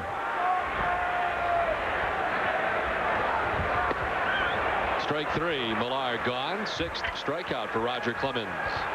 Well, join Keyspan in supporting the Boys and Girls Clubs of Greater Lowell, developing our future leaders. Keyspan, the energy to think ahead.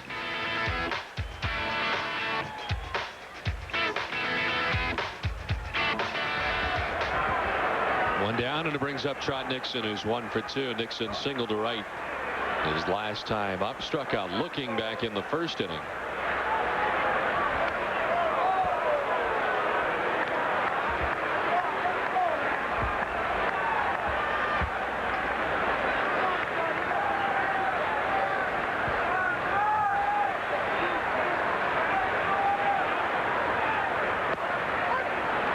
Evens it up now to Nixon, 1-1. Clemens gave up 2 runs in the first on the 2-run home run by Nomar Garciaparra. His first against Clemens, and that has been it. Chopped softly to Soriano. Underhanded toss, and there's 2 down. Well, a steady diet of splitters tonight against Trot Nixon. The 1 base hit he got, that was against the fastball. The 2 outs he's made on the splitter. First baseman, number 29, Shea Hillenbrand.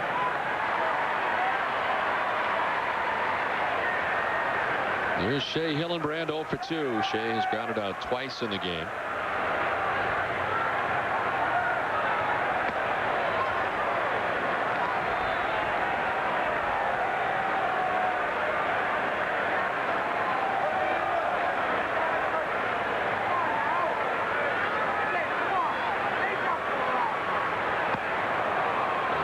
Quickly 0-2. Well, last year Roger Clemens was here, 1996. That season he was 10-13 in a Red Sox uniform with an ERA of 3.63. Who was his closer that year? I believe it was Heathcliff Slocum.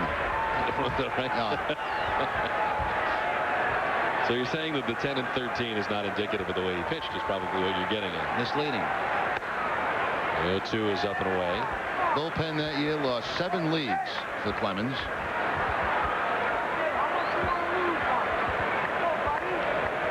The year before that, 95, he was 10-5.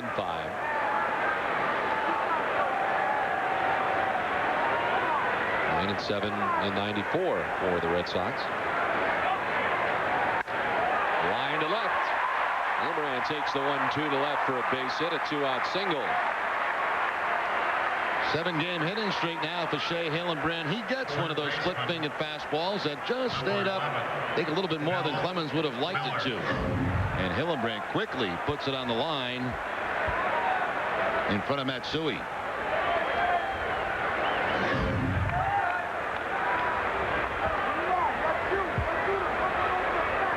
Here's Bill Miller, who is 1 for 2. Grounded out to second base in the second. Single to left in the 4th inning.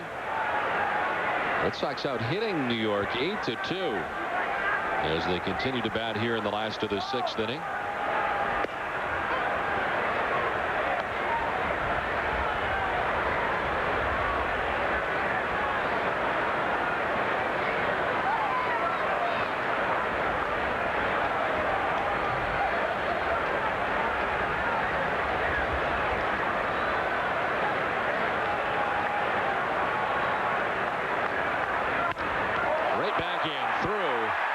Center field.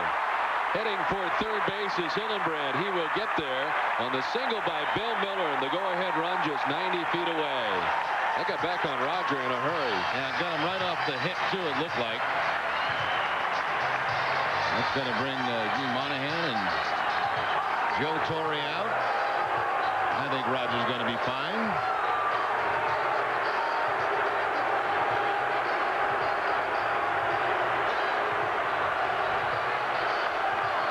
Hard to tell if they got him off the leg, the hip, or the hand. Let's take another look. Oh, maybe the hand.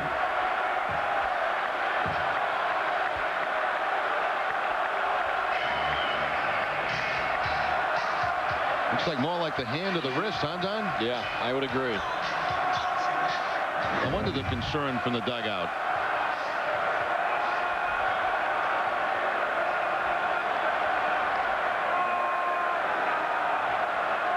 Tough to tell if it got the hip first or whether it just got the hand on the way through. No, I think it got to all hand.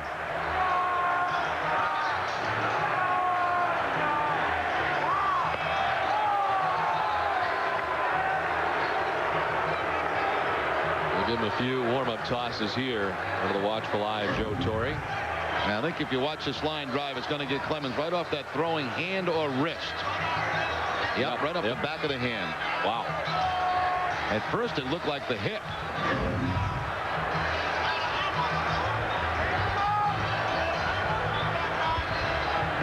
You have to imagine that that will blow up over time. He's trying to convince them that he is all right, and apparently he has done that. It'll take quite a bit to get him out of this game in this situation. But Bill Miller driving run right back where it came from, and apparently off the wrist of Roger Clemens. The Red Sox have a chance here with runners at the corners and 2 down.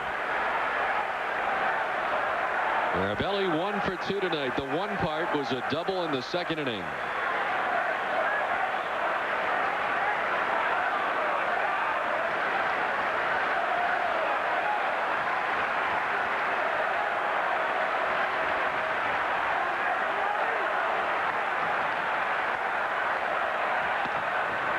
Ball 1 to Mirabelli.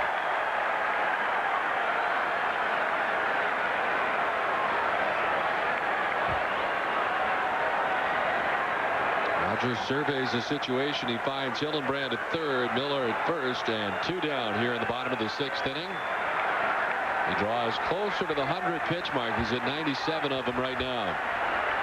The 0-1. Mirabelli with a big cut, down 0-2. I think we had that close-up shot too of Clemens' throwing hand. You could see the red spot where the baseball hit.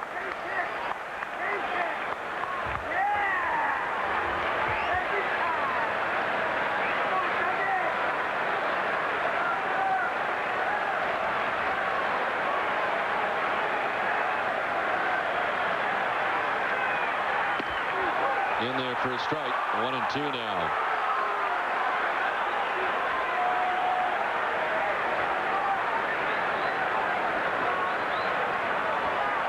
Outfield straight away for Mirabelli. Runners at the corners, 2 down.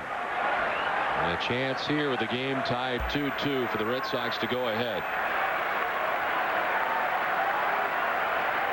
The 1-2. Runner at first goes, and Mirabelli strikes out to end the inning. We've played 6, and we're still tied at 2.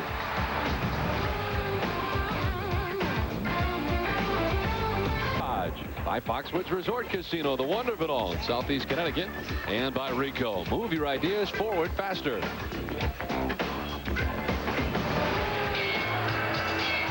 On to the 7th inning, tied at 2. 11 in a row retired by Tim Wakefield as we head to the top of the 7th inning. Last member of the Yankees to reach was Soriano on his single in the 3rd that drove in the game-tying run. Bernie Williams still looking for his first hit of the series. He's 0 for 11 in this first matchup of the year between the Red Sox and the Yankees.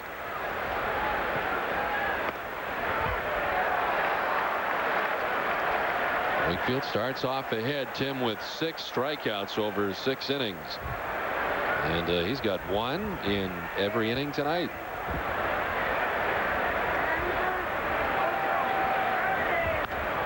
To center field for Johnny Damon moving in, and he'll take care of out number 1.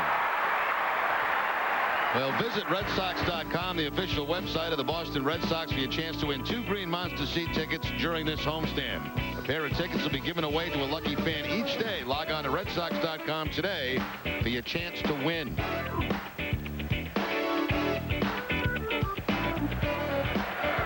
Ninety pitches for Tim Wakefield with 1 out in the inning, and he's now retired 12 Yankees in a row.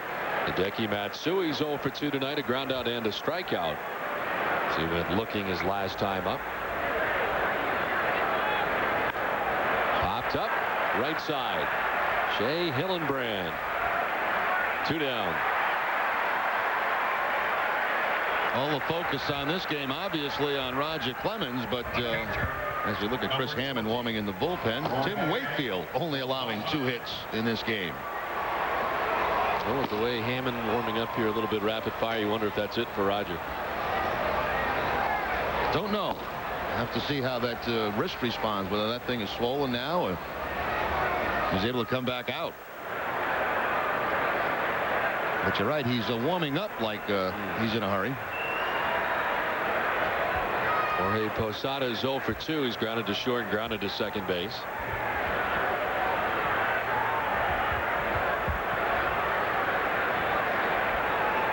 Wakefield has held the Yankees to just 2 hits in the ball game tonight. Red Sox out hitting New York 9-2. But we are tied at 2.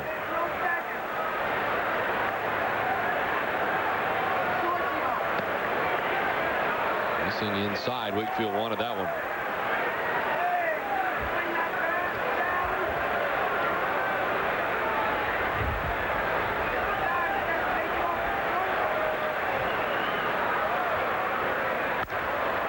One hopper away from Nomar and into left center field. Reaching here with 2 down is Posada. A hot shot. Nomar kind of waving at it. It gets through into left center. Yeah, that's what you do too when they hit that hard, because you don't have a chance to move your body. You just hope you can stick the glove out and the ball ends up in the glove. Rocket here by Posada. There's that last hop bouncing right over the glove of Garciaparra.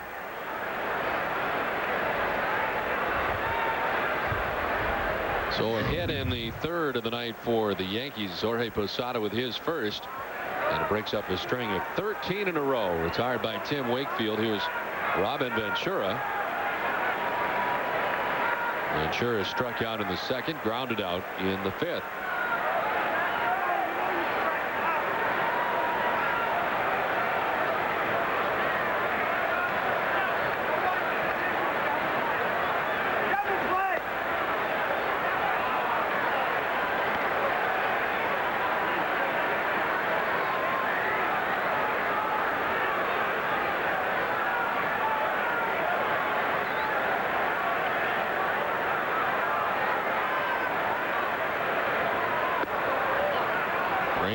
Wakefield falling behind. Action for the first time tonight in the Boston bullpen. Mike Timlin is up.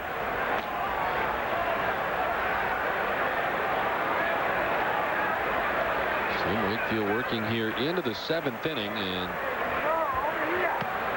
in there for a strike. His next pitch will be his 100th of the night.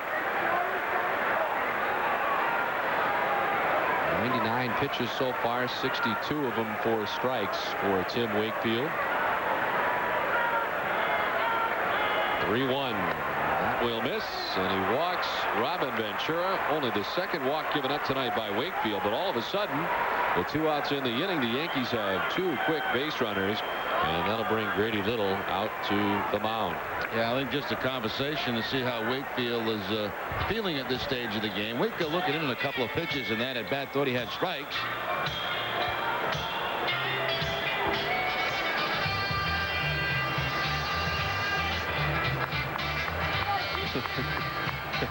Kind of asking Marabelli. Yeah, it looks like Grady gave him a little time to vent. He clearly thought a couple of those were strikes. And Dr. Phil would have been proud of Grady on that one. Just go out there, let him vent a little, and then put a big smile on and say, okay, let's get another out. Discuss amongst yourselves. And then I'll say, go get him. And that's what he did. So the venting is over. And here is Raul Mondesi. Mondesi walked and scored in the 3rd and struck out swinging in the 5th.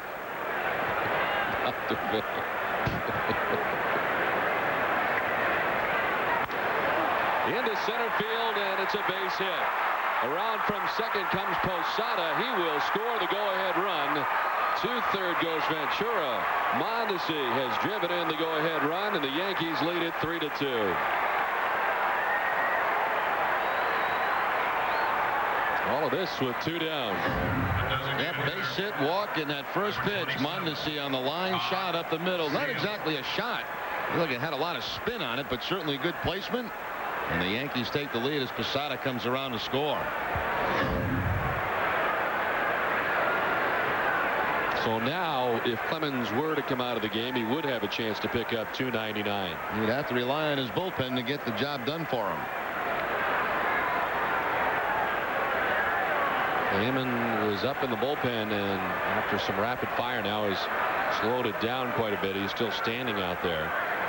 Interesting to see if he comes on now with the latest developments. Runner at first takes off. Pitch in the dirt. No chance for Mirabelli. And up to second goes Mondesi.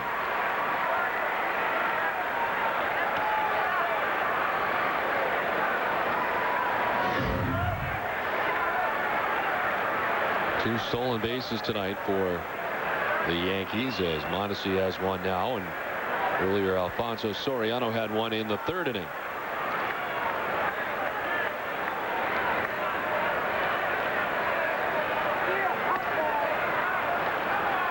Two 2-0 now to Todd Zeal. Wakefield peering in. Trying to get out of a jam now. A run in and two in scoring position. Got two quick outs. Single, a walk, and a single. There's a strike to Zeal. 2-1.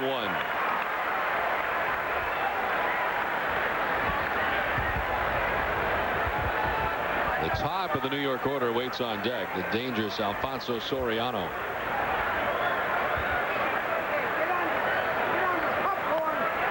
2-2. Big hack from Todd Zeal. Wakefield battling back. They say if it's high, let it fly. At that time, that pitch was high. Zeal let it fly, but no contact.